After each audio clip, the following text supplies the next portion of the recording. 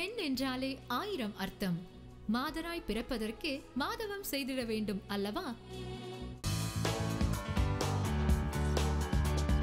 எப்போ பார்த்தாலும் உப்புமா சாப்பிட்டு ரொம்ப போர் அடிக்கும். சிலவங்க வீட்டில் இருப்பாங்க, நான்வெஜ்னால் எப்போயுமே நான்வெஜ் வேணும், 3 வேளை நான்வெஜ் கொடுத்தாலும் சாப்பிடுவாங்க. காலையில் நான்வெஜ்ஜை எது கூட சேர்க்கறது? அப்போது இந்த மாதிரி புதுசாக நம்ம ஒரு டிஷ், இது நிறைய முஸ்லீம்ஸ் ஃபேமிலியில் செய்வாங்க.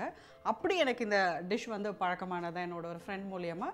ப்ரான்ஸ் பதில் நீங்கள் வந்து இந்த சேமியா கூட வந்து சிக்கன் சேர்க்கலாம், சப்போஸ் கீமா இருந்ததுன்னா சேர்க்கலாம். பட் கீமா அண்ட் சிக்கன் வந்து நீங்கள் ஏற்கனவே பாயில் பண்ணி வச்சுக்கணும். பெப்பர், சால்ட்டு, இஞ்சி பூண்டு மசாலாலாம் போட்டு ஏற்கனவே பாயில் பண்ணால் தான் இது வந்து சேமியா கூட நீங்கள் ஆட் பண்ணும்போது இருக்கும். இல்லைன்னா வந்து வேகிறதுக்கு ஜாஸ்தியாகும், அதுக்குள்ளே சேமியா வந்து இருக்கிற இடம் தெரியாமல் போயிடும். இன்னொரு ஆப்ஷன் கூட இதில் நீங்கள் பண்ணலாம், முட்டை வந்து ஃபைனலாக நீங்கள் ஆட் பண்ணலாம். இப்போ நம்ம வந்து என்ன பண்ண போகிறோம், ப்ரான்ஸ் கொஞ்சம் கூட ஹெவியாக செய்யலாம். இது வந்து நீங்கள் பிரேக்ஃபாஸ்ட்டாகவும் சாப்பிட்லாம், இல்லை டின்னர் கூட சாப்பிட்டுக்கலாம், இல்லை குட்டி பசங்க வந்து கொஞ்சம் என்ன சொல்கிறது, உங்கள் ஸ்கூல்லலாம் வந்து நான்வெஜ் அலோவ் பண்ணுற மாதிரி இருந்தாங்கன்னா அவங்களுக்கு இதை நீங்கள் கொடுத்து அனுப்பலாம். சரி, இந்த டிஷ் எப்படி செய்கிறதுன்னு இப்போ நம்ம பார்க்கலாம். ரோஸ்டட் சேமியா 200 கிராம், எறா 1/4 கிலோ, நறுக்கிய வெங்காயம் 1, பழுத்த தக்காளி நறுக்கினது 2, இஞ்சி பூண்டு பேஸ்ட் 1 டேபிள் ஸ்பூன், பட்டை, லவங்கம், சோம்பு தேவைக்கேற்ப, குழம்பு மிளகாத்தூள் தேவைக்கேற்ப, புதினா ஒரு கைப்பிடி அளவு, பச்சை பட்டாணி 100 கிராம், சமையல் எண்ணெய் தேவைக்கேற்ப. இது நீங்கள் வந்து நான்ஸ்டிக் பேன் இல்லை இந்த மாதிரி கடாய் இல்லை ஈவன் குக்கரில் கூட நீங்கள் அது வந்து பண்ணலாம். பட் குக்கரில் பண்ணுறதா இருந்தால் நீங்கள் வந்து காம்பினேஷன் மாற்றிக்கணும். நீங்கள் வந்து சேமியா போடக்கூடாது, மேக்ரோனி யூஸ் பண்ணலாம். ஸோ அது யூஸ் பண்ணி நீங்கள் குக்கரில் வந்து ஒரு 2 விசில் விட்டிங்கன்னா it should be all right. So pan heat ஆயிடுச்சு.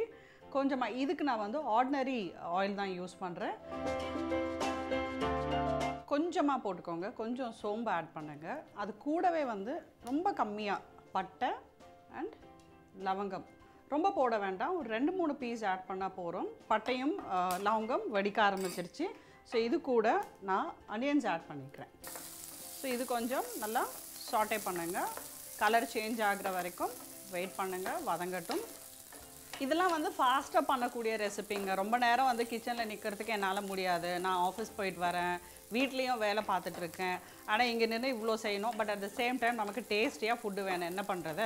அப்போ இந்த மாதிரி ஏதாவது இன்னோவேட்டிவாக நம்ம கடகடன் பண்ணோமா, முடிஞ்சிடுச்சா, ஓவர் டன். சாப்பாடும் வந்து டேஸ்ட்டாக இருக்கும், நமக்கும் ரொம்ப நேரம் லேடிஸ்க்கு கிச்சனில் நிற்க வேண்டாம்.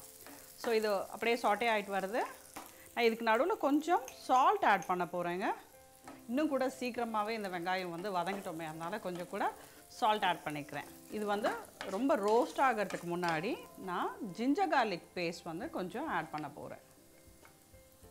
பாருங்கள், இப்போது இதுவும் நல்லா பிளெண்ட் ஆகணும்.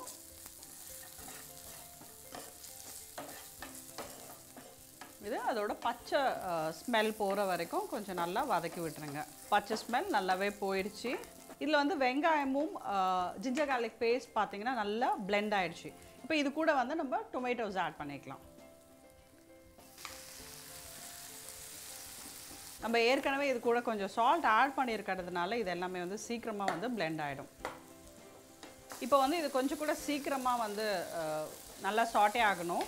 அதனால் நான் இதை கொஞ்சம் மூடி வைக்க போகிறேன். ஏன்னா தக்காளி பாருங்கள் கொஞ்சம் டைம் எடுக்குது, அதனால் நான் இதை அப்படியே வந்து மூடி வைக்க போகிறேன்.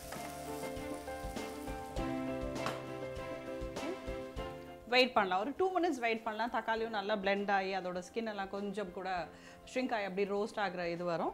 அதுக்கப்புறம் நம்ம ஒரு இன்க்ரீடியன்ஸாக சேர்த்துட்டோம்னா இட்ஸ் டன். வந்திருக்குன்னு பார்ப்போம். ஓகே, நல்லா பிளெண்ட் ஆகிருக்கு பாருங்கள். சொன்ன மாதிரி ஸ்கின் எல்லாம் கொஞ்சம் அப்படியே பீல் ஆகி நல்லா சாட்டே ஆகிருக்கு. இப்போ இது கூட நம்ம நெக்ஸ்ட்டு ஸ்டெப் என்னன்றது பார்த்துட்டு ஆட் பண்ணுவோம்.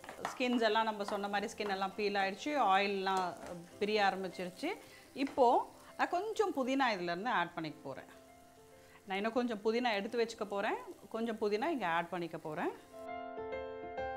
ஸோ புதினாவும் கொஞ்சம் இப்படியே போட்டு வதக்கிக்கோங்க. வாவ், என்ன மாதிரி சூப்பராக ஒரு ஸ்மெல் வருது தெரியுங்களா?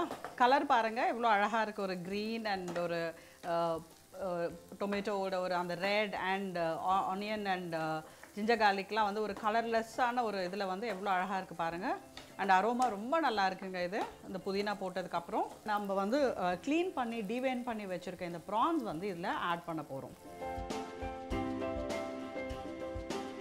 ப்ரான்ஸ் வந்து ஏற்கனவே நம்ம க்ளீன் பண்ணி டிவைன் எல்லாம் பண்ணி வச்சுருக்கோம். இப்போ இந்த ப்ரான்ஸ் வந்து நம்ம எல்லாருக்குமே தெரியும், இது வந்து நல்லா நம்ம வந்து வதக்கணும். இதை வந்து இன்னொரு விஷயம் என்னென்னா, நீங்கள் ரொம்ப வதக்குனீங்கன்னா ரப்பரி ஆகிடும்.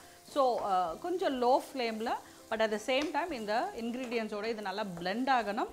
அண்ட் இது வந்து கொஞ்சம் என்ன சொல்கிறது, அந்த பச்சை ஸ்மெல் போகிற அளவுக்கு இருக்கணும். இப்போ என்ன பண்ணலாம், இது வதங்குறதுக்கு நான் மூடி வைக்க போகிறேன். ஒரு 2-3 மினிட்ஸ் ஆகட்டுங்க, வதங்கிடும். இப்போ இது வந்து புதுசாக குக் பண்ணுறோம், எனக்கு வந்து ப்ரான்ஸ் அவ்வளோவா குக் பண்ணதில்லை, இதான் ஃபஸ்ட் டைம் குக் பண்ண போகிறேன் அப்படின்னா ஒரு 2 டிப்ஸ் இருக்குது. ஒன்று, நீங்கள் வந்து ப்ரான்ஸ் வந்து எப்படி சாட்டே ஆச்சுன்னு பார்க்குறதுக்கு பார்த்தீங்கன்னா, ப்ரான்ஸ் நம்ம ஃபஸ்ட் போடும்போது அது வந்து அதோட ஷேப்பில் இருக்கும். இப்போ பார்த்தீங்கன்னா இந்த மாதிரி வந்து ரோல் ஆகிடும். 1. நம்பர் 2, நம்ம வந்து அந்த டொமேட்டோ ஆனியன்ஸ் அதெல்லாம் இருந்த அந்த பேஸ்ட்டில் பார்த்தீங்கன்னா வந்து உங்களுக்கு வந்து வாட்டரே கிடையாது, அப்படியே இருந்தது. பட் இப்போ வந்து ப்ரான்ஸ் வதங்கும் போது பார்த்தீங்கன்னா அதில் இருந்த தண்ணி வந்து ஆட்டோமேட்டிக்காக வெளியில் வந்துடும். ஸோ இது 2 தான் வந்து உங்களுக்கு வதங்கிறதுக்கான சிம்டம். இப்போ இது பச்சை வாசம் போயிடுச்சு, வதங்கிடுச்சு, பிளெண்ட் ஆகிடுச்சு, எல்லாம் இது மசாலாவோட சேர்ந்துருச்சு. இப்போது இது கூட நான் வாட்டர் ஆட் பண்ண போகிறேன். ப்ரான்ஸ் எல்லாம் பாருங்கள் எப்படி நல்லா சின்னதாக சுற்றிட்டு இந்த மசாலாவோட பிளெண்ட் ஆகிடுச்சு பாருங்கள். இப்போ பாருங்கள், இதில் வந்து ஜிஞ்சர் கார்லிக் பேஸ்ட் தனியாக வந்திருக்கு. ஆனியன் வந்து இருந்த இடமே தெரியல, அவர் போயிட்டார். அப்புறம் நம்ம டொமேட்டோ கூட காணாமல் போயிட்டார் பாருங்கள், எங்கேயாவது 1-2 தான் அவரும் இருக்கார். எல்லாம் இப்போ வந்து ப்ரான்ஸு டாமினேட் பண்ணி அழகாக இருக்கார். நான் வந்து ஈஸியாக இது வந்து சமையல் பண்ணுறேன்னு சொன்னேன். இப்போ போய் நம்ம வந்து ஆர்டினரி சேமியாலாம் வாங்கி ரோஸ்ட் பண்ணிகிட்டு இருக்க முடியாது. It's easy world. So you get all this readymade stuff. Roasted சேமியா தான் வாங்கியிருக்கேன். நான் என்னோட ஒரு சின்ன மெஷரிங் கப் வந்து பாருங்கள் எவ்வளோ குட்டியாக இருக்குது. இதில் வந்து ஒரு 3 கப்ஸ் தான் எடுத்திருக்கேன் இந்த சேமியா. இப்போ நான் வந்து 1:1 ரேஷியோலேயே தண்ணி வச்சுக்க போகிறேன். ஸோ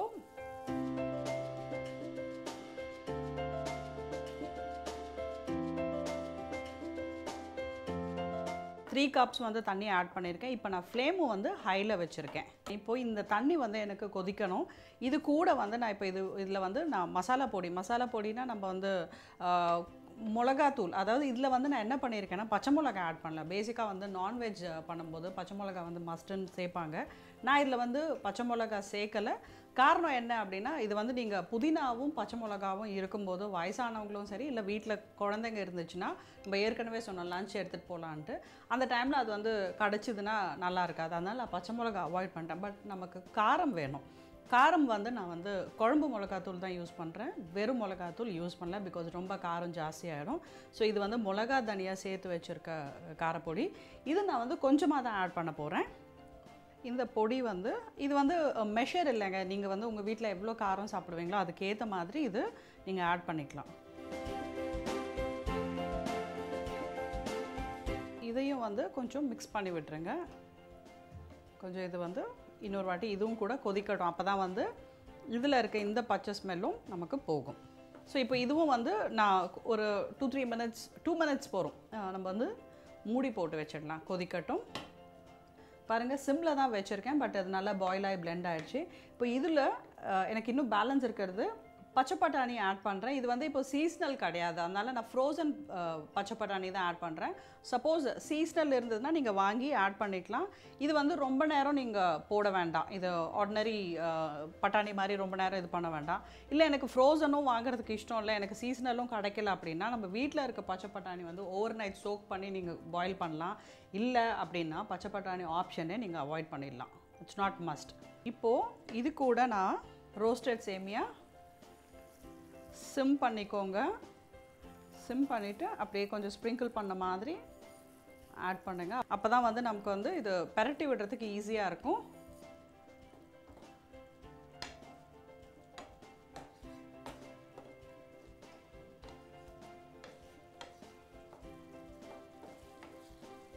இப்போ இந்த சேமியா வேகிறதுக்கான தண்ணி தான் நமக்கு தேவை. இது இருக்கிற இந்த தண்ணியில் கண்டிப்பாக இந்த சேமியா வந்து வெந்துடும். கொஞ்சம் கிளறி மாத்திரம் விட்டால் போகிறோம். நல்லா மூடி வச்சுருங்க.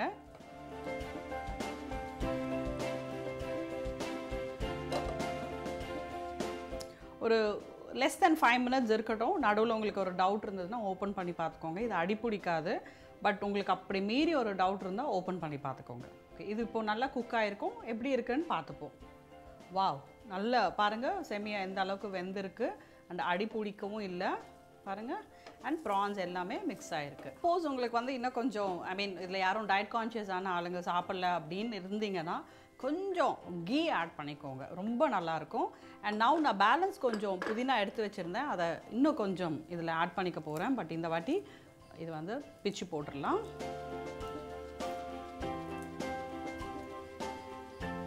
ஸோ இந்த புதினா இதில் பிளெண்ட் பண்ணி விட்டுடலாம். கீ ஆட் பண்ணலாம், பரவாயில்ல, எனக்கு வந்து ஐம் ஓகே, ஒரு 1 டே வந்து I'm okay to cheat myself or I need to pamper myself நினச்சிங்க அப்படின்னா ஒரு ஸ்பூன், ரொம்பலாம் போடாதீங்க, ஒரு சின்ன ஸ்பூனில் வந்து கீ அப்படியே வந்து சுற்றி விட்டுருங்க. ஆனால் நான் இப்போ கீ ஆட் பண்ணல. ஸோ இது வந்து போட்டிங்கன்னா then it's fine. It's a perfect dish, even if it is for a lunch R dinner R even breakfast. It's a perfect dish. Try பண்ணி பார்த்துட்டு உங்களோட வியூஸ் இல்லைங்க.